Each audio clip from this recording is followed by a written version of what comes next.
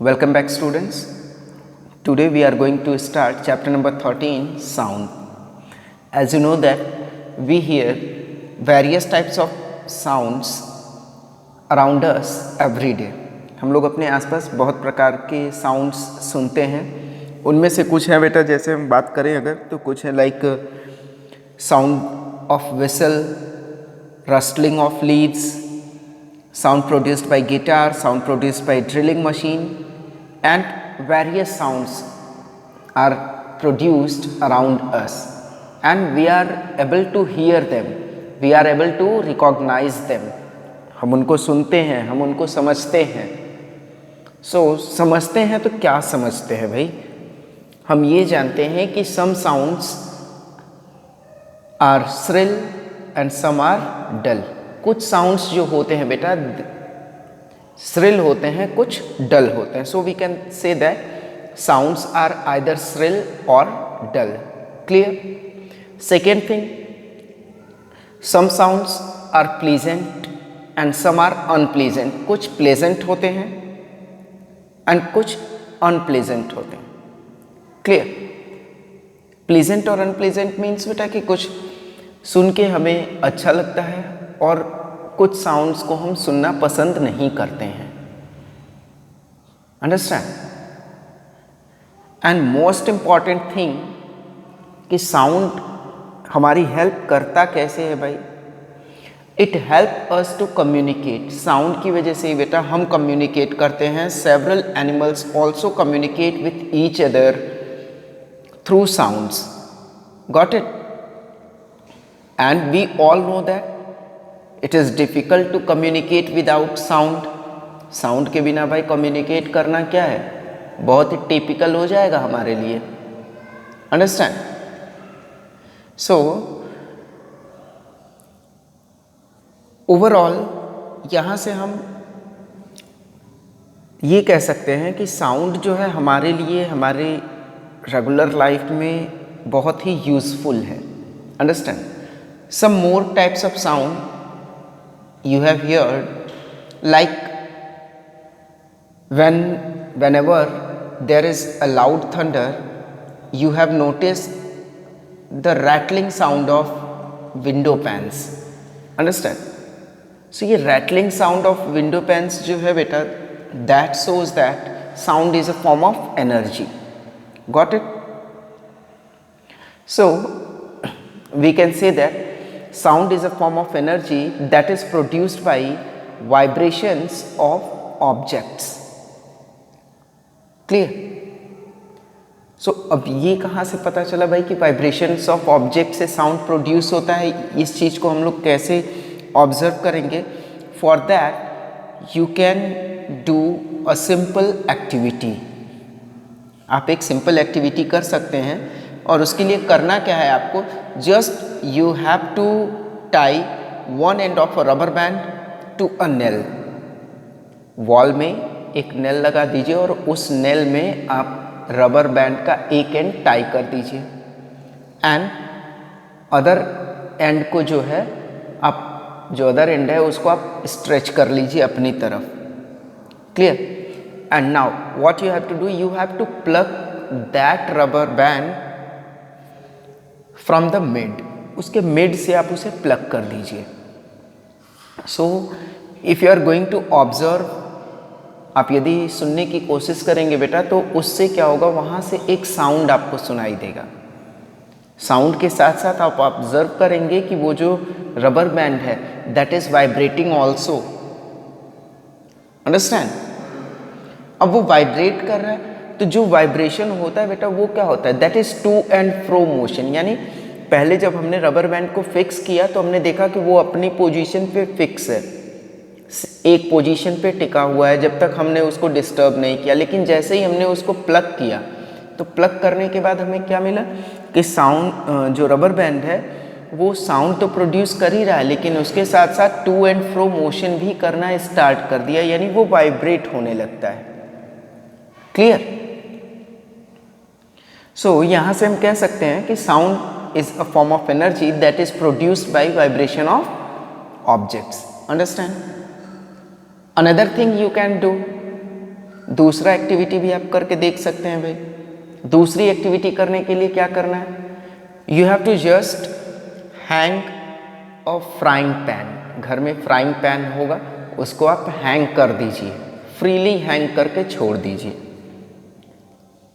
जब आप फ्रीली उसे हैंग कर देंगे बेटा तो आप पाएंगे कि वो स्टेबल हो जाता है, और आप जैसे ही उस पर किसी भी अदर ऑब्जेक्ट से हिट करेंगे तो हिट करने पे साउंड प्रोड्यूस होगा, बट साउंड के साथ साथ आपको उसमें कुछ मूवमेंट्स दिखाई देंगी, और मूवमेंट्स दिखाई देंगी अगर आपको उसको फील करना है कि ये वाइब्रेट हो रहा है कि नहीं हो रहा है, तो आप उसको टच करेंगे तो आपको ये फील होगा कि इट इज़ वाइब्रेटिंग। अंडरस्टैंड? सो अब हम लोग ये बातें तो कर ही रहे हैं कि साउंड जो है वाइब्रेशन से प्रोड्यूस होता है, तो वाइब्रेशन होता क्या है? सो vibration is also known as oscillation, and it is a rapid to and fro movement of an object about a fixed position that is known as its mean position. Means अपनी mean position के about rapidly to and fro movement जो object करता है वही क्या होता है, object की वाइब्रेशन होती है। Clear? It is also being produced by vibrations in air columns as well as vibrations by string stressed membrane. Means vibration जो है भाई हमने देखा कि स्ट्रिंग में, स्ट्रेस्ड मेम्ब्रेन में हो रही है, एयर कॉलम्स में भी होती है वाइब्रेशन, और साउंड उससे भी प्रोड्यूस होता है। फॉर एग्जांपल हम बात करते हैं स्ट्रिंग की, तो हमने रबर बैंड देख लिया, गिटार का एग्जांपल हम ले लेते हैं। स्ट्रेस्ड मेम्ब्रेन की बात करें तो हम तबले को देख सकते हैं। But what about air column? So बेटा एयर कॉलम के लिए बेस्ट एग्जांपल आपका होगा, खाली बॉटल आपके पास होगी, आप खाली बॉटल को लीजिए, उसमें when you are going to blow air with help of your mouth, you are going to hear that a sound is being produced. Got it? So ये क्या था, ये तो अभी तक था भाई कि साउंड प्रोड्यूस कैसे होता है। सो हमने ये जान लिया कि sound is a form of energy that is produced by vibrations of objects, and vibration can occur in air columns as well as string stressed membrane, and it produces sound. Got it? Now come to the next point, that is sound waves.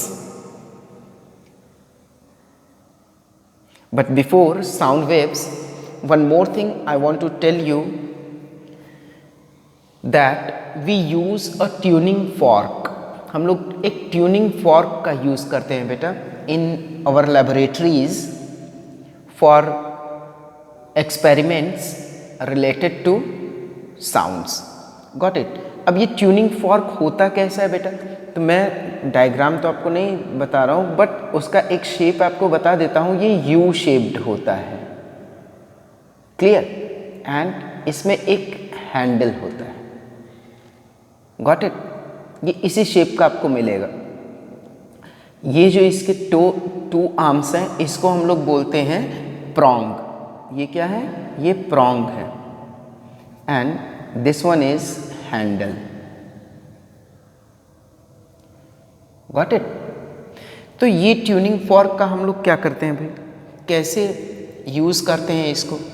तो जो prong है, यदि कोई भी एक prong struck करते हैं तो ये दोनों प्रॉन्ग्स क्या करते हैं, वाइब्रेट करते हैं। क्लियर? और हम इस चीज़ को ऑब्जर्व कर सकते हैं बाय टचिंग देम, हम उसको छू करके देख सकते हैं बेटा। तो जब भी हम प्रॉन्ग को, किसी भी एक प्रॉन्ग को स्ट्रक करेंगे, दोनों वाइब्रेट होंगे and they will produce sound, and we also can observe it, observe its vibration. हम इसका वाइब्रेशन भी ऑब्जर्व कर सकते हैं। कैसे कर सकते हैं? हमको करना क्या है, एक छोटे से वेसल में थोड़ा वाटर ले लेना है, और इसके प्रॉन्ग को स्ट्रक करके हम उस वाटर में अगर डिप कर देते हैं बेटा, तो क्या होगा, जब प्रॉन्ग्स वाइब्रेट करेंगे तो they will form ripples in water. Ripples का मतलब जैसे आप कभी अगर पॉन्ड्स वगैरह में कोई भी स्टोन वगैरह थ्रो करते हैं तो आप देखेंगे कि एक सर्कुलर शेप टाइप का फॉर्म होने लगता है, तो that are ripples in water, understand. And another thing you can do with these prongs, कि प्रॉन्ग्स को स्ट्रक करने के बाद हम क्या कर सकते हैं, इसके पास एक किसी भी थ्रेड में एक छोटा सा पेंडुलम या कुछ वैसा बॉल वगैरह टाई अप करके हम इसके पास ले आएंगे, तो वो क्या करेगा, वो इसको अपने पास से दूर भेजेगा। क्लियर? इट मीन्स कि ये प्रॉन्ग्स जो है वो वाइब्रेट हो रहे हैं, understand. So now as we are discussing about sound, so let's come to the next point, sound waves. So sound waves, as it travels through air, liquids or solids in form of waves. बेटा जो sound होता है ये air, liquid और solid में travel करता है, किस फॉर्म में ट्रेवल करता है, इन फॉर्म ऑफ वेव्स। लेकिन नेचुरली अगर हम बात करें नेचर वाइज, तो ये वेव जो होती है it is different from water waves. Water wave की तरह नहीं होती है, वाटर वेव से डिफरेंट होती है। And we can represent sound wave like this. इसमें क्या होता है बेटा, जो ये अपर पोर्शन आपको दिखाई दे रहा है, this is known as crest and the lower portion is known as trough. Got it? Now how we can observe vibrations और ऑस्किलेशन। अभी तक तो हमने ये देख लिया भाई कि कुछ मैंने बता भी दिया कि कैसे आप वाइब्रेशंस या ऑस्किलेशन को ऑब्जर्व कर सकते हैं, but something more is here for you and let's see about this. What we have to do for observing vibration or oscillation, we have to just hang a weight from a thread. एक weight हमें क्या करना है, thread से hang कर देना है, and this arrangement is known as a pendulum. इस पूरे arrangement को हम लोग क्या कहते हैं, pendulum बोलते हैं। And weight is known as bob of the pendulum. जो वेट होता है, ये जो वेट है इसको हम लोग क्या बोलते हैं, it is Bob of the pendulum.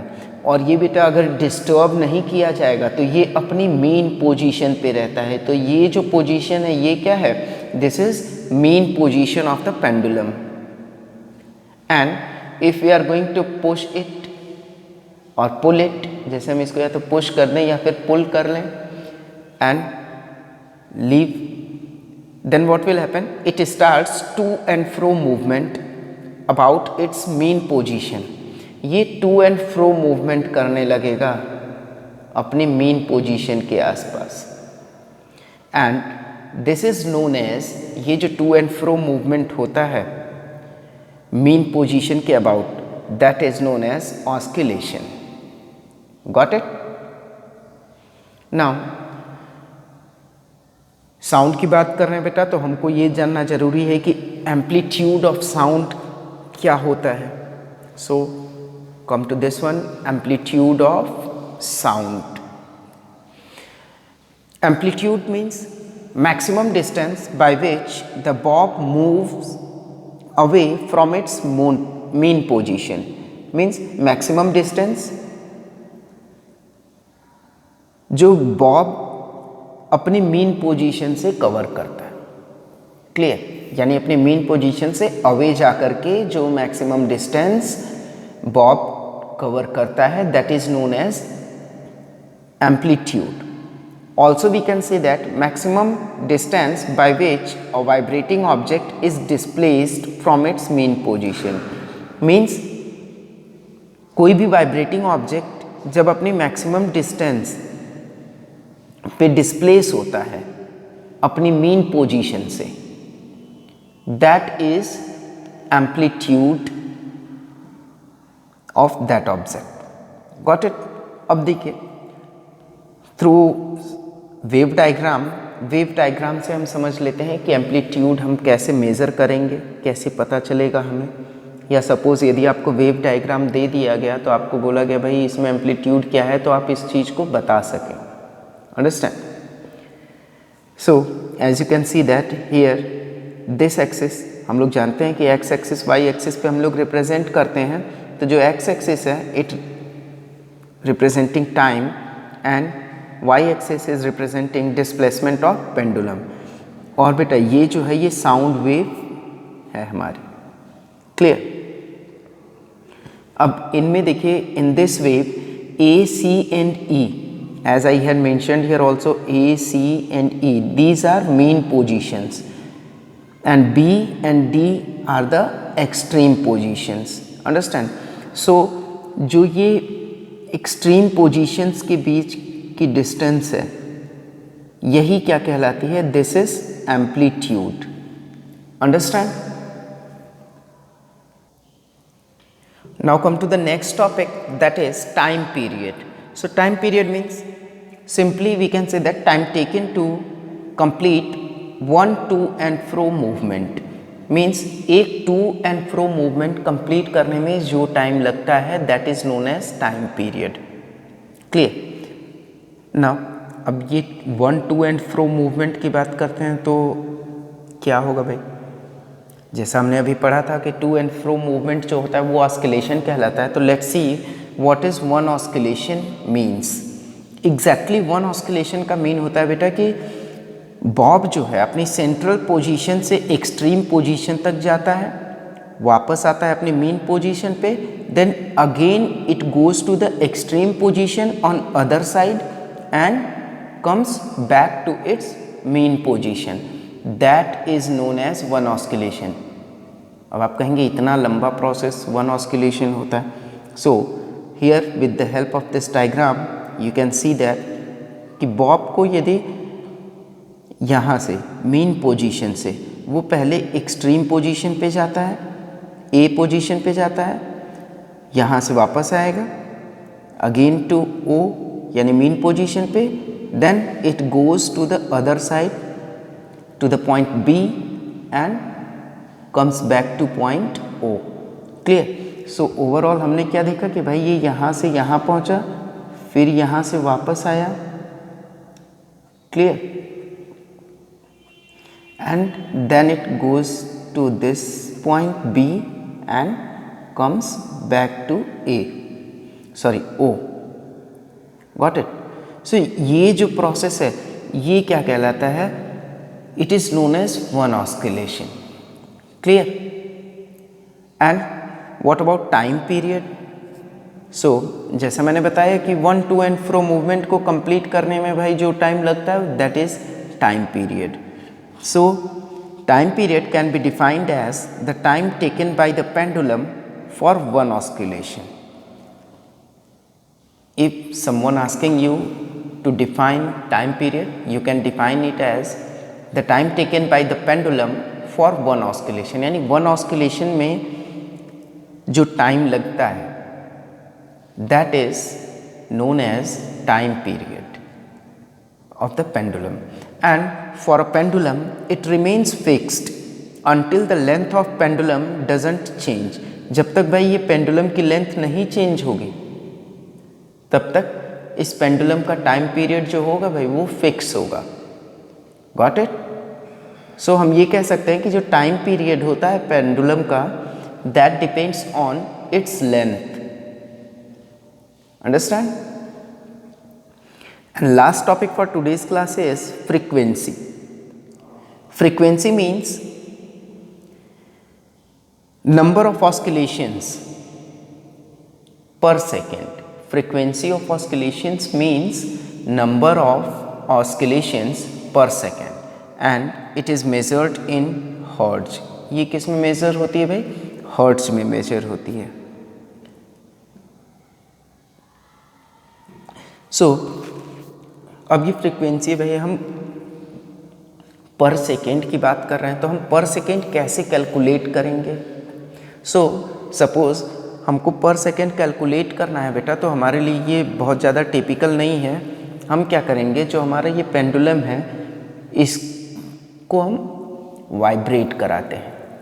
और वाइब्रेट कराते हैं with help of stop clock. Stop clock की हेल्प से हम मेज़र करेंगे कि ये ऑब्ज़र्व करेंगे कि ये 60 सेकेंड्स में यानी 1 मिनट में कितने ऑस्किलेशंस कंप्लीट करता है। क्लियर? तो सपोज हमने ये पाया कि ये 60 सेकेंड्स में कितने ऑस्किलेशंस कंप्लीट कर रहा है, 120 oscillations.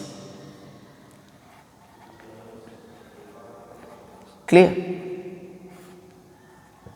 So we can say that कि 1 सेकेंड में कितना ऑस्किलेशन ये कंप्लीट करेगा, 120 अपॉन 60 मीन्स 2 ऑस्किलेशंस, 2 ऑस्किलेशंस पर second. So we can say that 2 oscillation per second, it is the frequency of the oscillations. Got it? or we can say that frequency क्या हो गई हमारी 2 Hz हो गई. Got it? So this is all for today's class, and in our next class we will discuss about characteristics of sound.